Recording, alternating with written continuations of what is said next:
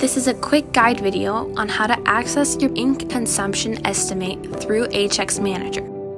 Make sure the device is connected to Wi-Fi via access point. Launch HX Manager and enter this IP address of the access point or router found in the OLED display of your printer.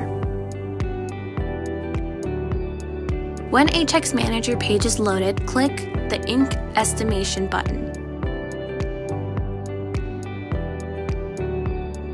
This will link you to a different tab at the MapleJet website. Select the type of ink you are using.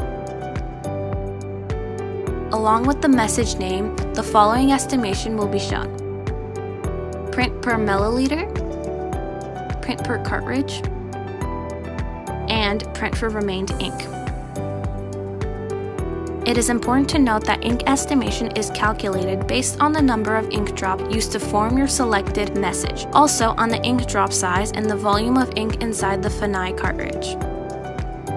The calculated number is an approximation and is reduced by nozzle test, priming, maintenance, and unused ink left inside empty cartridge depending on direction of print and type of ink. Due to these variations, MapleJet bears absolutely no liability on the accuracy of this number.